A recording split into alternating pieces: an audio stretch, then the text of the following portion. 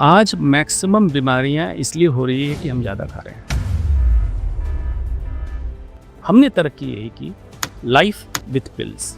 भूख और वासना में अंतर समझना चाहिए। नॉन स्मोकर में लंग कैंसर इंडिया में हाईएस्ट हो चुका है। कितने लोग हैं जो अपना दोनों हाथ पीछे एक दूसरे को टच कर लेते हैं इस तरह से? पालथी मार के कितने लोग बैठ लेते हैं? जब कोई कैंसर के डॉक्टर के पास जाता है तो उसको लगता है उसका डेथ वारंट लिखा जा रहा है। क्या वाकई स्थिति इतनी खराब है? कैंसर में फिजिकल डेथ की जगह आप ये माने emotional death, psychological death, financial death, social death, professional death, ये ज़्यादा होता है रादर देन फिजिकल डेथ ज़्यादा है। शारीरिक मौत से पहले इंसान इमोशनल मौत से मारा जाता है। कैंसर की तादाद बढ़ी भी, और अर्ली एज में पहले आमतौर पे 55-60 साल से ऊपर के व्यक्ति को कैंसर होता था। अर्ली एज मतलब जो व्यक्ति कमा रहा था, ब्रेड एंड बटर अर्नर था घर का, उसको हो गया तो उसके दिमाग में ये भी आ रहा है कि मैं इलाज कराने में अगर मुझे 1.5 महीने का समय लगेगा तो इसमें कमाई का क्या होगा।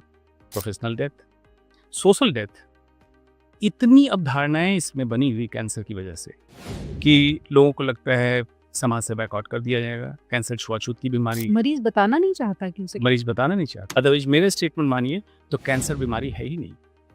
और जो बीमारी मैं कह रहा था, 8 बीमारियां जो एक्चुअल जड़ में है, जिसके कारण diabetes, heart disease, hypertension, cancer, polycystic ovarian disease, Alzheimer disease, attention deficit disorder बच्चों में, और कैंसर, ये 8 बीमारियां मोलिकुलर लेवल पे, दीज डिजीज आर नॉट ड्रगेबल, मतलब इसकी दवा नहीं है। आप जिन बीमारियों की बात कर रहे हैं, कैंसर, हार्ट डिजीज, डायबिटीज, इसी से पूरा दवा बाजार चल रहा है। एग्जैक्टली। और आप ये कह रहे हैं कि बिना दवा के अगर आप अपने खाने पे ध्यान दें तो ये रुक सकती हैं।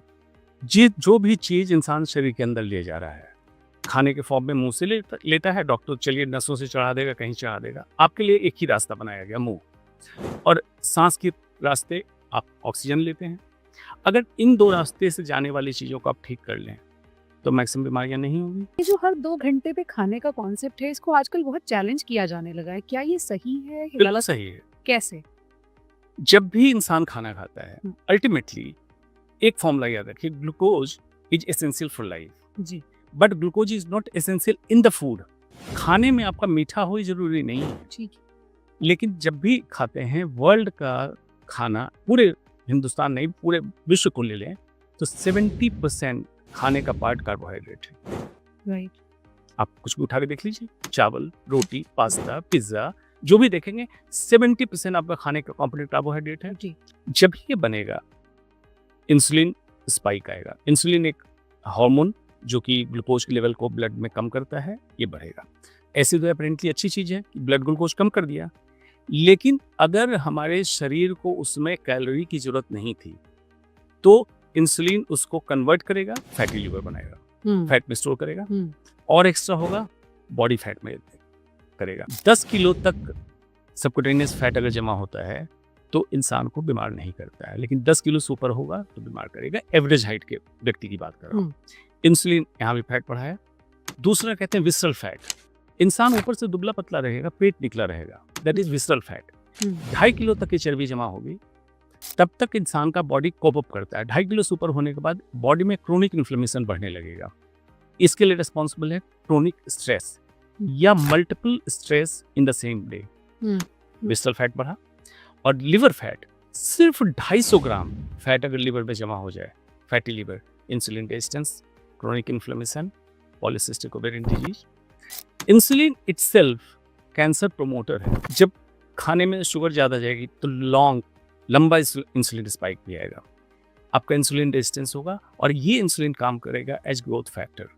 इंसुलिन लाइक ग्रोथ फैक्टर एक सब्सटेंस है जो डायरेक्टली कैंसर को बढ़ाता है, लेकिन इंसुलिन की जरूरत ज़्यादा नहीं होने लगी आपको तो ये भी कैंसर प्रोमोटर हो जाएगा। आप ईटिंग विंडोज का तय कर दें, 6 से 8 घंटे में खाना खा लो। सुबह जगने के 4 से 5 घंटे में पहला मील ले लो, उससे 6 से 7 घंटे में दूसरा मील ले लो, 2 मील आप लो, और इवनिंग के बाद कुछ भी खाना ना खाओ, स्पेशली फूड फॉर्म में मत लो। कुछ लोग दूध ले लेते हैं ये समझ के दूध खाना नहीं है, दूध बहुत डेंजरस है।